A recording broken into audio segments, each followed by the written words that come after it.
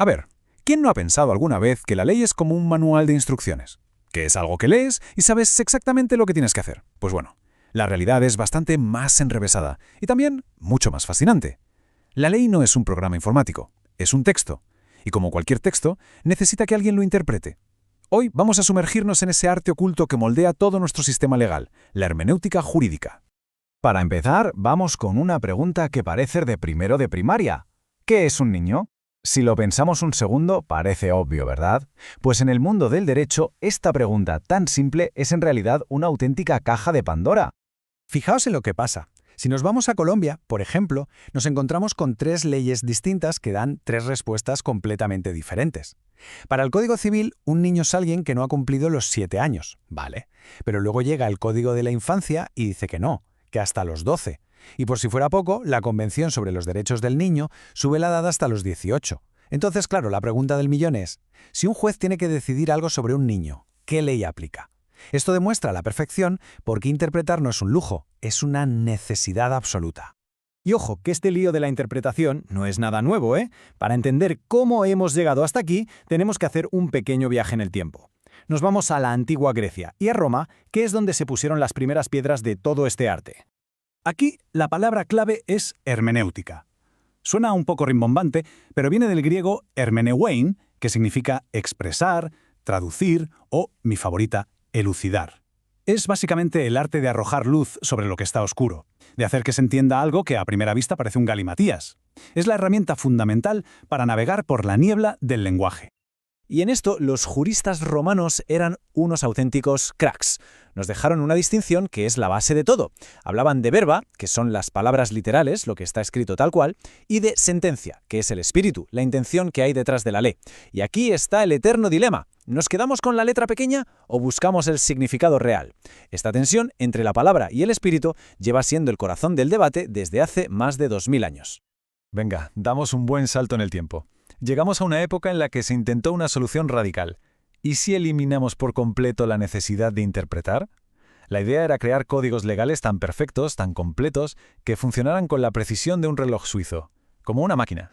Un ejemplo alucinante de esto es el espejo de los sajones, allá por el 1225. Fue un intento de coger todas las costumbres y leyes que andaban por ahí y meterlas en un libro, bien ordenaditas. Es el ejemplo perfecto de esa obsesión por la codificación, de la creencia de que se podía encerrar toda la justicia en un tomo. Si hasta le ponían dibujos para que no quedara ni la más mínima duda. Esta frase de Montesquieu resume a la perfección el espíritu de la llamada Escuela de la Exégesis, que lo petó en el siglo XIX. La idea era que el juez no debía pensar, ni sentir, ni interpretar. Su único trabajo era ser un autómata, una boca que lee lo que dice un código perfecto.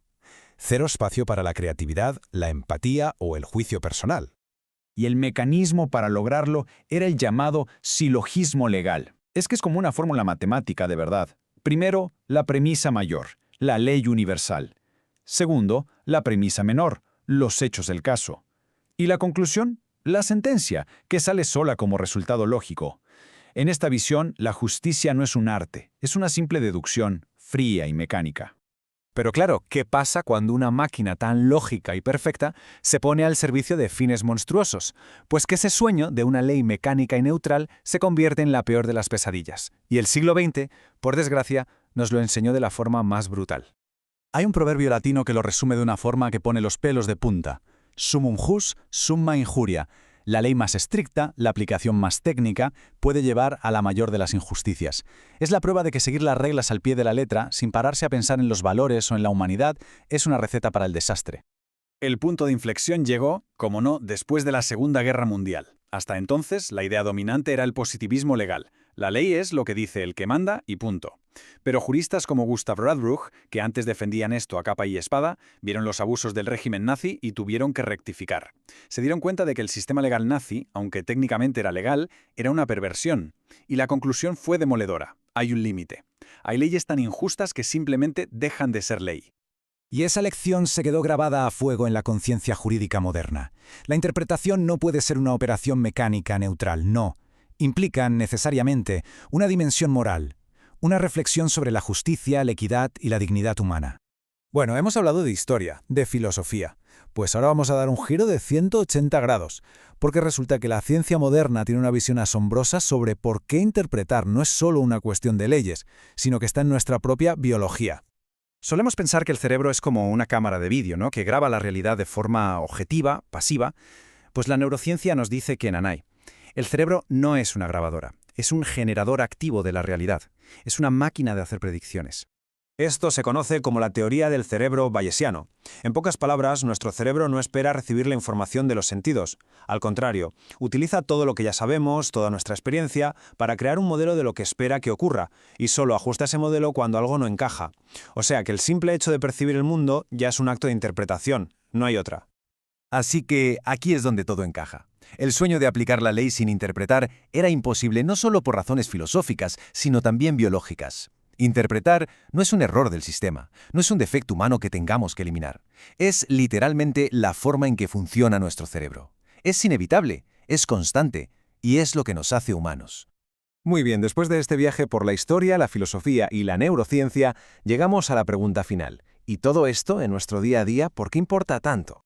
Vamos a resumir lo que hemos visto. Primero, que la ley nunca es autovidente. Siempre hay que descifrarla. Segundo, que la historia del derecho es una lucha constante entre las reglas rígidas y el contexto humano. Vimos que el sueño del juez máquina fracasó de forma catastrófica, y ahora entendemos por qué. Nuestro cerebro está biológicamente programado para interpretar. Al final, cada decisión judicial no es una simple aplicación, es un profundo acto de hermenéutica.